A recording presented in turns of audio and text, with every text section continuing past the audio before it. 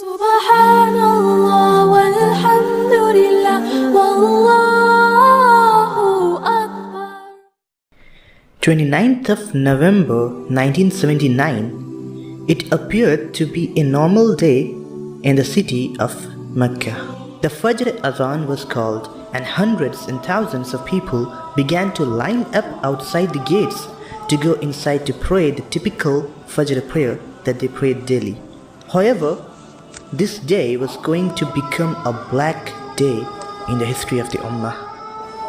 This day by all appearances started out normal, but by the time day ended, the incidents the like of which the Ummah has never seen before occurred.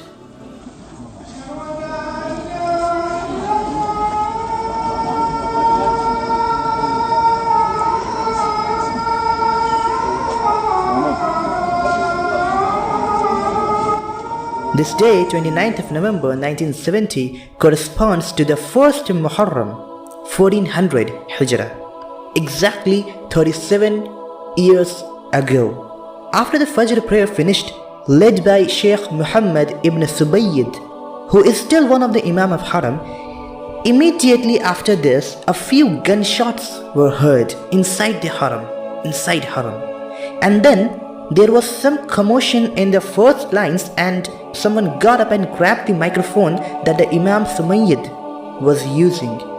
A number of other people stood up and overpowered the guards surrounding Sheikh Subayyid. And then this announcer started speaking. The announcer started talking about the corruption of the present state and regime and the evils that have taken place in the society, and that so many of the signs of judgment has come true in our lifetime, or rather in his lifetime, and they were being fulfilled in front of their eyes. And then he mentioned that the Prophet ﷺ predicted that a mujaddid, a renewer of the religion, will come every 100 years. And guess what? It was just the beginning of a new century. It was 1st of Muharram 1400. And then he mentioned the hadith about the Mahdi, this figure who will come towards the end of time when all of the world is filled with injustice and evil, just like the time of 1979. And then he said, we have the Mahdi among us. And he told a certain person in the ranks of prayer to stand up and called him to the microphone, and he said, "Oh Muslims, this is Mahdi. Give your bay'ah to him. Give your oath of allegiance to him." And wallahi, I am not making this up. You just have to Google these facts. He said that give your oath of allegiance to this. This person is Mahdi. And this person, whose name was Muhammad ibn Abdullah, from the tribe of Qahtan, the pure tribe of Quraysh, the descendants of Quraysh, this person, Muhammad ibn Abdullah al-Qahtani, stood there. And the announcer, whose name was Juhayman ibn Saif, or rather Juhayman ibn Muhammad ibn Saif al-Utaybi, this Juhayman, the mastermind of this incident, he demanded from all of the Muslims in Haram that this is the Mahdi, give your bayah to him. And he said, he is standing, you see, he is standing between the Rukn and the Maqam, between Hajar al-Aswad, the black stone, and the Maqam Ibrahim. And this is exactly what the Prophet ﷺ predicted, that the Mahdi will stand between Hajar al-Aswad and the station of Ibrahim, Maqam Ibrahim. And he said that his name is Muhammad, just like the Prophet ﷺ predicted for Mahdi. And his father's name is Abdullah, just like the Prophet ﷺ predicted from Mahdi. So, and he is from the tribe of Quraysh, just like the Prophet ﷺ predicted for Mahdi. So now you must give your bayah to this man. This man fulfills all of the predictions of Rasulullah ﷺ for Imam Mehdi. So give your bayah to him. The Muslims in Haram, the average Muslims there, many of them could not even understand what was happening because they do not understand Arabic. And those who could understand Arabic, they were all confused, obviously. Their gunshots outside are being heard. When they tried to leave in the chaos, they find that the doors of Haram have been barricaded shut. And each of these doors have an armed guards, not of the haram, but of the army of this guy Juhayman al-Utaybi. And for the next week and a half, for the next few days, the haram itself, the Kaba itself was held hostage, and nobody was allowed to enter or leave until after 4 days. Juhayman's group allowed those who didn't want to be there because they could not feed them, and they allowed them to go after 3-4 days. But they themselves, the army of Juhayman themselves, some historians say that they were 200 and some other claim that they were 1,000.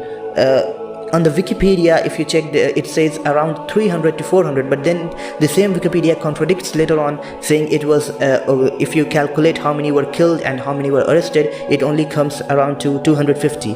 But some newspaper reports also claim around 1,000. Wallahu alam, I do not know the truth that how many of them were there. So, nonetheless, quite a mass of people held the haram hostage, and they did not allow any Muslims to come in, even for salah, leave alone umrah or tawaf. And for all these days, tawaf around the house of Allah was stopped. The adhan was stopped.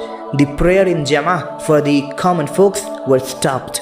And this has hardly ever occurred in the history of Ummah. This has occurred before, but this incident is so recent, just 37 years ago. Imagine, just 37 years ago.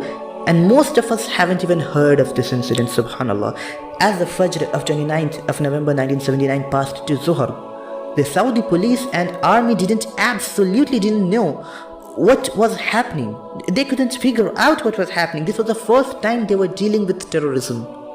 And it took them almost the complete first day, to process only the situation that's happening inside, that such and such so-called Mahdi has taken over the Kaaba. And when they sent the armed policemen and some of the army to try to enter the Kaaba, they discovered that Juhayman has placed snipers at the top, at the very same minarets of Haram we see today. And the structure hasn't been changed. It's the very same minarets at the top of which snipers stood, and literally blood was shed in the house of Allah. If you wonder how they managed to get the weapons inside the haram, what Juhayman arranged was, before the day of incident, these people brought weapons hidden under those janazah. But in the janazah, there was no body, there were only weapons. And all of these were accumulated at one place, and immediately after Fajr they reached the weapon and took their positions. Long story short, their demand was a lot of stuffs, but the prime demand was that the Saudi family gives up the power and a lot more conditions. And of course this was never gonna happen. And meanwhile, the ulama gave the fatwa that this can't be Mahdi, but not all ulama. Many of the respected ulama abstained from giving any fatwa, saying that if this is Mahdi, I do not want the share of the fatwa against him on my shoulder. Subhanallah. So how well this Juhayman guy managed to fool even the scholars. Obviously anyone can be fooled. This guy is Muhammad, his father is Abdullah, is standing between the Rukn and the Maqam Ibrahim, and he's asking for the bayah. Even some of the most respected ulama of the 20th century, even they were fooled that this guy might be, not definitely, but might be the Mahdi, and this really scares me. But we know the real Mahdi, he can't hold Mecca hostage. This is not at all a decent, acceptable act, particularly from Mahdi, who is supposedly the best man of his time. And this Mahdi, he did not just shed blood in Haram, but in the month of Muharram, when initiating a war is haram for Muslimin. This guy cannot be Mahdi. And many ulama gave the fatwa against him, and they also gave the fatwa that force can be used against this group. And ultimately on the 9th day, the Saudi forces, they brought tanks and literally stormed into the gate of Masjid al-Haram. These same stairs that we use today. Tanks passed these same stairs one day. And literally a small battle took place inside these same walls that exist today. The structure is still same, it has not been rebuilt. And this so-called Mahdi, Muhammad ibn Abdullah, died in this very same battle. This completely proves that he was not the real Mahdi. Subhanallah. May Allah have mercy on all of us. May Allah protect us from these kind of fitna. Juhayman and his group, they had taken shelter in the basement of the haram. If today from Kaba, if you walk up the stairs, immediately as you go up the stairs, you will find another staircase going down to the basement. And this is the only one way to the basement. So Juhayman's army took shelter through that path at the basement underground. And the advantage was that there was only one way in. So as soon as the Saudi forces come in, they can shoot at them. This was their strategy. Ultimately, the tactics of Saudi forces was that what they did was initially they put burning tires to choke them inside with smoke and get them out. But this didn't completely work out, so the final tactic that brought their victory was that they filled the basement with water and then they put electrical wires, live electrical wires in the water, and obviously this is many were killed, and Juhayman himself and 70 of his men were caught. They surrendered and ultimately they were caught, and today there are YouTube videos about them walking outside the haram and their execution. All of them, each of them were publicly executed.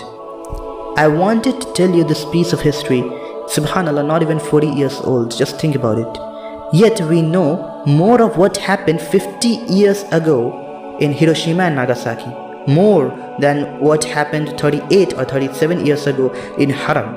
Wallahi, the images and footages you just saw in front of your eyes, these are the most tearful moments captured on internet for any Muslim.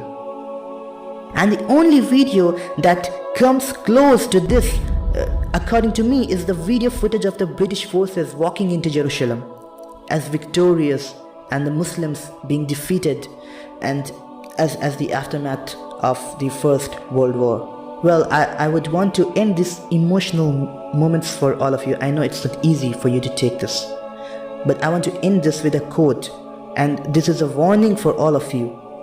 One of our early scholars, his name was Sufyan ibn Unayna. He was among the Atba at-Tabain, may Allah have mercy on him.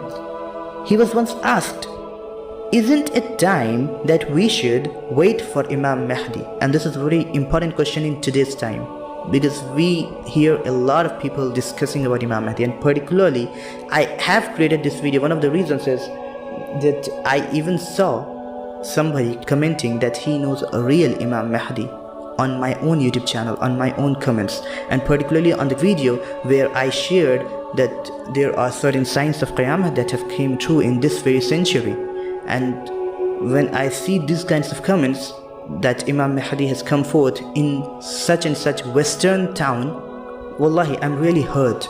That may Allah protect us from these fitna. May Allah protect us from these fitna. May Allah protect us from these fitna.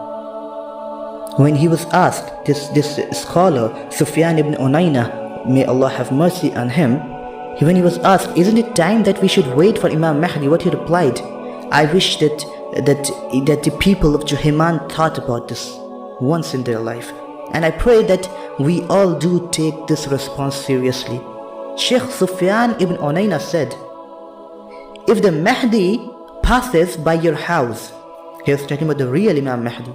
Well, if the Mahdi passes by your house, then lock the doors and don't give him bay'ah until